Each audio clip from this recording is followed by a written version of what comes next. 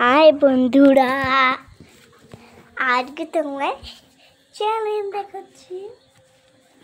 একটা জিনিস কুলার পাশে, আর দেখো করেছি ঘর দুয়ার। দেখেছেন বন্ধু আমি কি করেছি না করেছি? এখন দেখো মাও এখন ডিম ভাজতে শুরু করেছে। ও আচ্ছা তাকাও। হাই বন্ধুরা, বলো হ্যালো বন্ধুরা। আজকে আমরা ডিম ভাজি। আমরা দুপুরবেলা আমাদের রাতে ডিম, এখন আমাদের রাতে শুধু ডাল আছে আর হচ্ছে ডিম। এখন ঈশান শুধু ডাল দিয়ে ভাত খাবে না তো?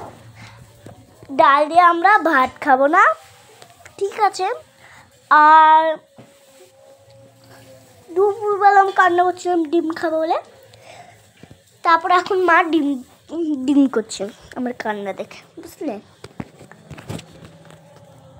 ঠিক আছে, ডিম মাংস আবার ডাক্তার কম খেতে বলছি, মাও বললো কম খেতে বলছে, শোনা খাস না বললো। তারপরে দেখো আমি কি করেছি ঘর দুয়ার। নিচে দেখো, নিচে দেখো, নিচে নিচে মুছে নিচে মুছে নিচে মুছে। আর দেখো এখানে হাটে মুটে কাটে মুটে। আর দেখো এটা কেমন হয়েছে নৌকাটা, এটা আমি নিজে বানিয়েছি। বলো আপনারা এটা দেখে এটা কমেন্ট করে জানান এটা কেমন হয়েছে। বল তোরা, বল কেমন হয়েছে। তো এরম তোরা বানাতে পারিস? না বানাতে পারলে মাকে একটু বলবি বানাতে দিতে। আমি তো একাই বানাতে পারি না, ছোট করে বানাতে পারি, বড় করে বানাতে পারি না। তারপরে দেখো মা দেখো আরো ডিম ভাজতে, আমার জন্য আর মার জন্য। সকালে ছোট মাছের তরকারি করেছি, সকালে ছোট মাছের তরকারি করেছি। ঈশানি ছোট মাছ খায় না, আমরা খেয়েছি। এখন শুধু ডাল আছে। ঈশানি বলছে আমি ডাল দিয়ে খাবো না, তাই ঈশানির জন্য ডিম ভাজা হবে। শুধু কি ঈশানি ডিম ভাজা খাবে? শুধু কি ঈশানি ডিম ভাজা খাবে? আমাকে দেখা, শুধু কি ঈশানি ডিম ভাজা খাবে? আমারও তো খেতে হবে না, এর জন্য আমিও একটা ডিম ভাজা খাচ্ছি।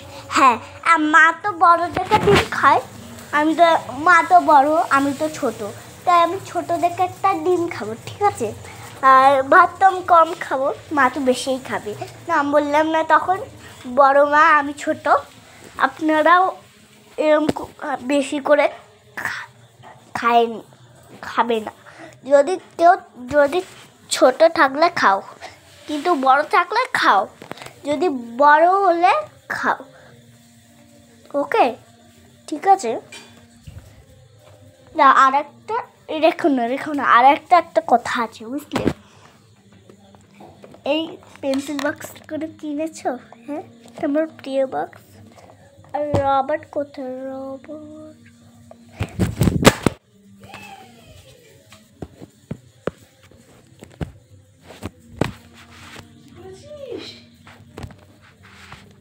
উল্টা দিক দিয়ে, উল্টা দিক।